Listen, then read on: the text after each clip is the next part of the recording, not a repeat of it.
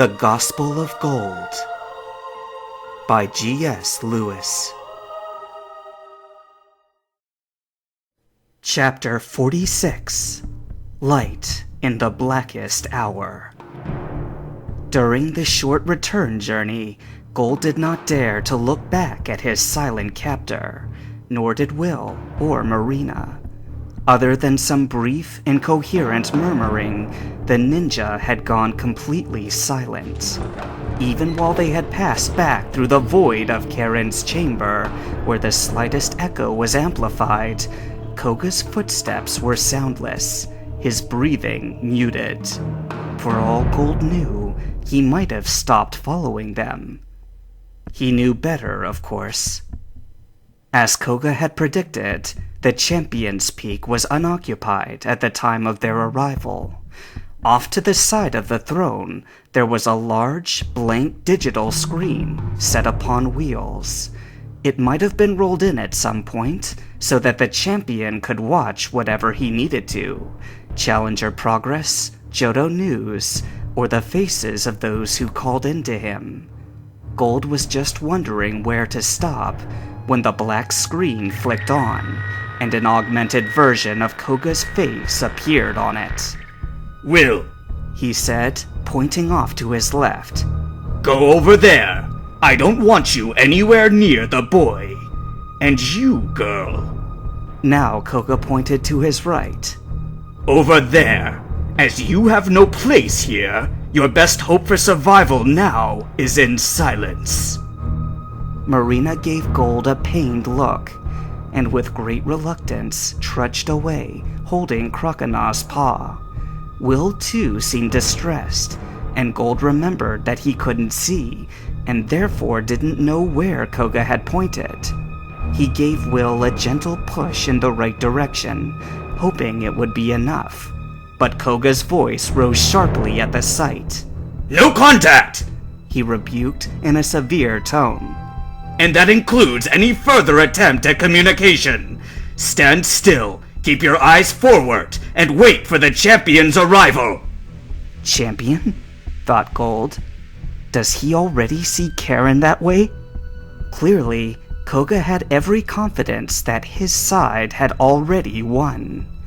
Gold wondered idly who would get Karen's room if she took the throne.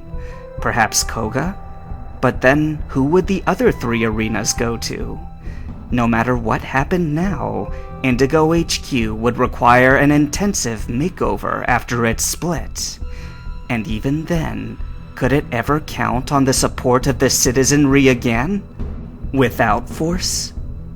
As Gold pondered these hypotheticals, two figures appeared in the dark western sky. They were serpentine in shape, and upon drawing closer, Gold recognized the two Dragonair as Claire's Pokémon. Indeed, Claire was one of the passengers, and the other, Karen herself. But Marina's eyes were only for the former as she landed. "So it's true!" she raged against Koga's warning. "You're loose again, Claire? Who let you out?" "Marina, don't!" Gold pleaded silently. The former gym leader flicked a glare of disdain in Marina's direction before dismissing her in favor of the screen. "Koga, it isn't like you to leave loose ends untied," she said, casually, but with a threatening edge to her voice. "Why do I not see Lance's cold corpse at the foot of the throne?" "Insolent girl! Know your place!" Koga barked at her, not bothering to hide his annoyance. "You were but a prisoner of exchange this morning, and do you presume to speak down to me?" "Enough!" Karen, having dismounted Dragonair and smoothed down her black dress, signaled for Koga's silence. She crested the few steps to the champion's chair and eased herself ceremoniously upon it. "Claire has just done me a service," she continued. "So stay your temper, faithful Koga. Regarding the former champion's body, I am curious as well." Koga ducked his head. "My people in Blackthorn are effective and discreet. They should have it here before long. One of her trainees. He shot an ugly look at Claire. Got in my way and would not let me take it myself. And then I received an alarm from my personal room at headquarters. I would not have answered it so abruptly, except for who the intruders were. The Poison Master indicated toward Gold and Will with his hand. For these two, I had to act immediately. A Charmeleon and Charizard stood between them and me, and I could not hope to pass with my burden unscathed.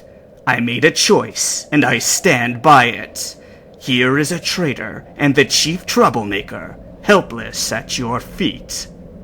Karen met Gold's eyes, and the meaning was plain. "Got you at last," said her triumphant expression. "Got you at last." Claire did not seem appeased. "Your operatives had better be quick," she said testily. "I meant to stay in Blackthorn and retake my place in the gym after those upstarts were put down. We almost had them." Her fists clenched at her sides. "When that meathead Bruno came out of nowhere. Chuck must have been in contact with him. Karen is the better trainer, but against dark types, Bruno had the advantage." Karen's eyes flashed with anger. "I still would have had him if those others hadn't softened my Pokemon team. Tomorrow, everyone will see the footage. Nobody can deny that I thoroughly trounced those other gym leaders, even Chuck. The way they cheered when I was forced to retreat on Claire's Dragonair." Her face was hellish. "We'll see who has the last laugh." Claire crossed her arms. "My point is, Blackthorn remains in enemy hands, and your operatives are in danger, Koga. Every passing minute that they fail to return worries me the more." Koga gave a dismissive grunt from under his ninja mask. You dragon users, he scoffed. Always thinking and attacking directly, because you know no other way. Look now, and behold the art of subterfuge. His screen flicked to an online video, the posting date of which was 5 minutes ago. It began to play, depicting a well-placed view of Goldenrod's radio tower from below. As Gold and the others watched, a familiar-looking orange dragon flashed through the air behind it. From the background audio, a distant shout of, "What is that?" was quickly followed by a series of screams. A moment later, the radio tower suddenly erupted with light, awash in flames.